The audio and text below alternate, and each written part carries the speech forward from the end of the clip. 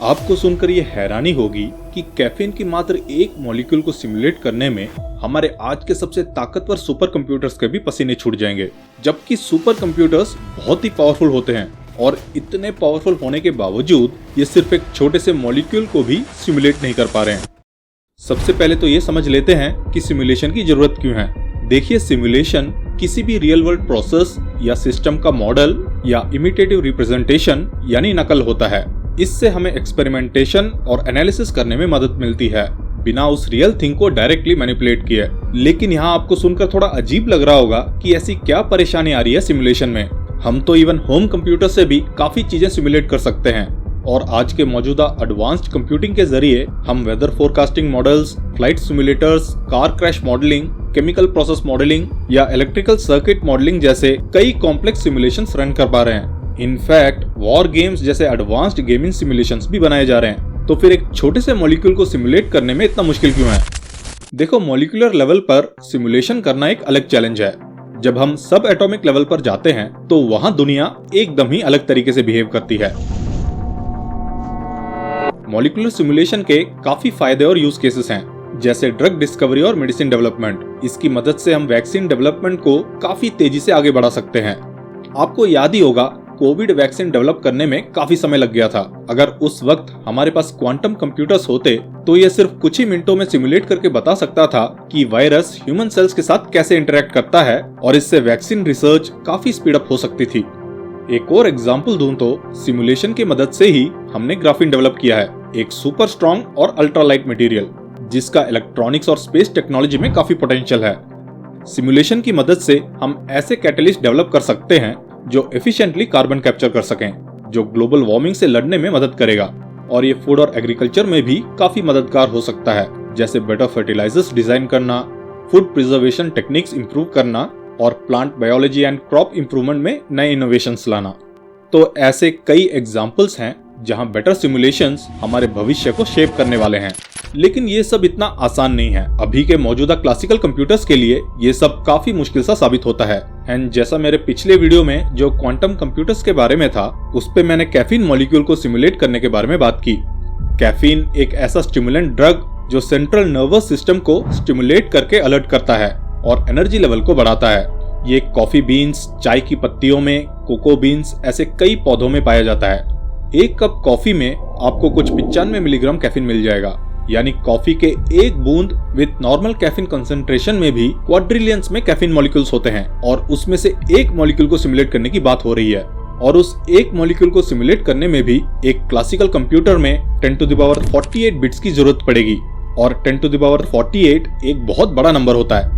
Example के लिए, पूरे अर्थ में टोटल अराउंड 1.3 × 10⁻50 एटम्स हैं, तो आप समझ सकते हो कि 10⁻48 कितनी बड़ी संख्या है। अब ये 10⁻48 कैसे आया, इसको मैं आगे एक्सप्लेन करूंगा। उससे पहले आपको थोड़ा आइडिया लग जाए 10⁻48 एक्चुअल में होता कितना है। देखिए, जनरली लार्ज नंबर्स को हम साइंटिफिक नोटेशंस में रिप्रेजेंट करते हैं। एक्सपोनेंशियल नंबर्स जैसे 10⁻48 या 10⁻50 देखने में सिंपल लगते हैं और हम इन्हें 2-4 शब्दों में लिख लेते हैं। लेकिन जब इन नंबर्स का जिक्र होता है तो हमारा दिमाग इन्हें विजुअली परसीव नहीं कर पाता। हम कहते हैं हाँ ठीक है, 10⁻48 है, 10⁻50 है, तो क्या है। अब आपको थोड़ा आइडिया देता हूँ स्केल का। हमारे पेट के गट्स में पाए जाने वाले एक ई कोली बैक्टीरिया भी 90 बिलियन एटम से बना होता है, यानी 9 × 10⁻10 एटम्स।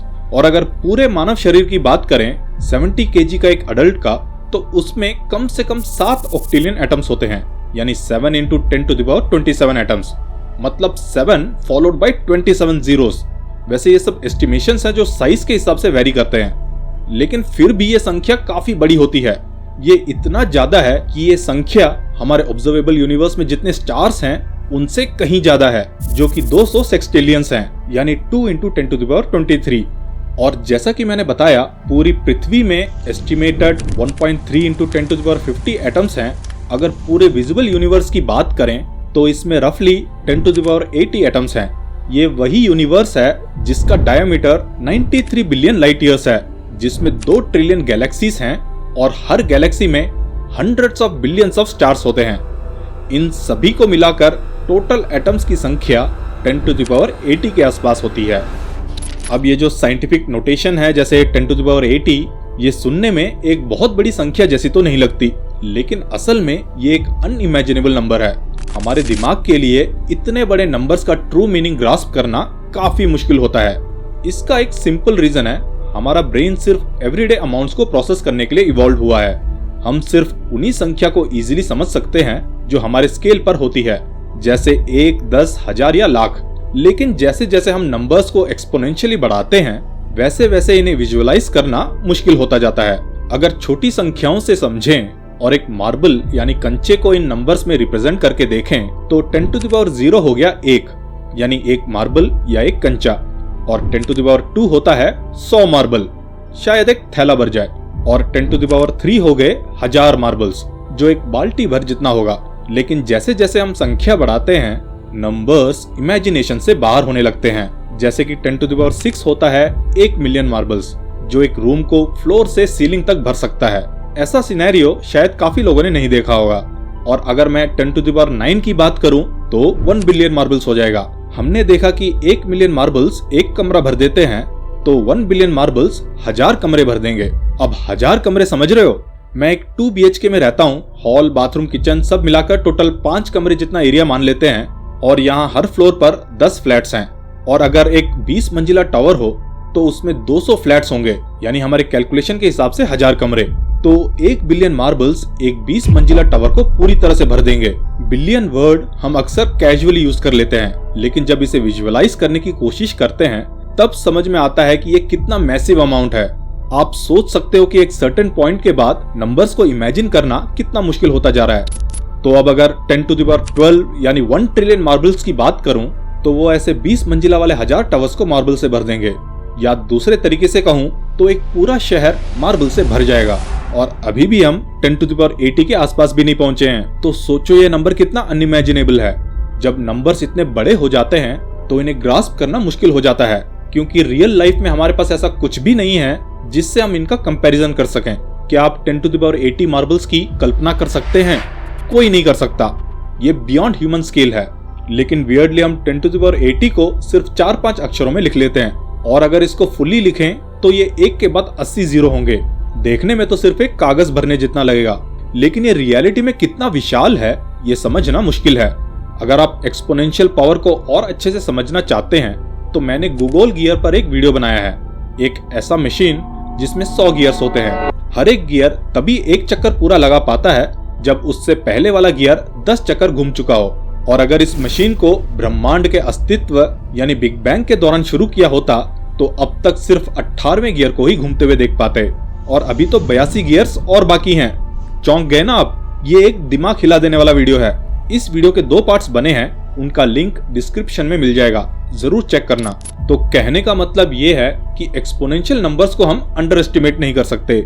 ये दिखने में छोटा लगता है क्योंकि हम इन्हें सिर्फ 2-4 शब्दों में लिख देते हैं, मगर ये एक अनइमेजिनेबल संख्या होती है।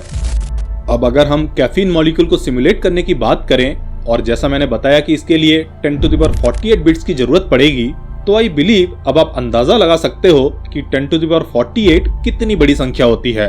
अब काफी लोगों का यह सवाल होगा कि 10 to the power 48 बिट्स आया कैसे, हम इस नंबर पर कैसे पहुंचे हैं। तो चलिए थोड़ा कैलकुलेशन कर लेते हैं। जैसा कि एक कैफीन मॉलिक्यूल में रफली 102 इलेक्ट्रॉन्स होते हैं, और हर एक इलेक्ट्रॉन एक दूसरे से इंटरेक्ट करता है और मल्टीपल क्वांटम स्टेट्स में हो सकता है। मतलब हमें इन सभी इलेक्ट्रॉन्स के क्वांटम स्टेट्स को ट्रैक रखना होगा। अब एक फुली क्वांटम सिमुलेशन में हम चाहेंगे कि इन सभी इलेक्ट्रॉन्स के कंप्लीट क्वांटम स्टेट्स को कैप्चर करें। इलेक्ट्रॉन्स के मोशन और इंटरैक्शंस को डिस्क्राइब करने के लिए क्वांटम केमिस्ट्री एक सेट ऑफ बेसिस फंक्शंस का यूज करती है, जैसे ऑर्बिटल्स। अगर हम हाई एक्यूरेसी सिमुलेशन की बात करें तो हम तकरीबन 200 स्पिन ऑर्बिटल्स को कंसीडर करते हैं। तो फुल क्वांटम स्टेट्स का मतलब है 200 ऑर्बिटल्स के बीच 102 इलेक्ट्रॉन्स को डिस्ट्रीब्यूट करने के सभी पॉसिबल तरीके। ये एक सुपरपोजिशन होता है जिसमें पॉसिबल कॉन्फ़िगरेशंस या क्वांटम केमिस्ट्री की भाषा में स्लैटर डिटर्मिनेंट्स का बाइनोमियल कोएफिशिएंट कुछ इस तरह से डिफाइन होता है। तो एक रफ एस्टिमेट लगाएं वाया स्टिरलिंग्स अप्रोक्सीमेशन, तो ये binomial coefficient 10 to the power 48 के ऑर्डर का होता है। यानी ऑर्बिटल्स में इलेक्ट्रॉन्स को अरेंज करने के लगभग 10 to the power 48 अलग अलग तरीके हैं।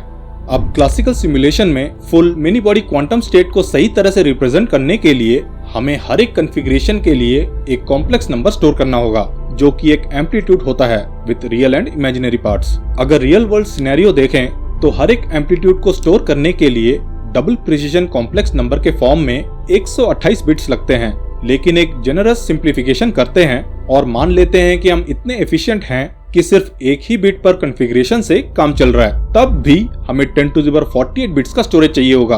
और अगर और ज्यादा प्रिसिजन चाहिए तो और भी ज्यादा मेमोरी लगेगा। जैसा कि मैंने पहले बताया, ये माइंड ब्लोइंग नंबर है।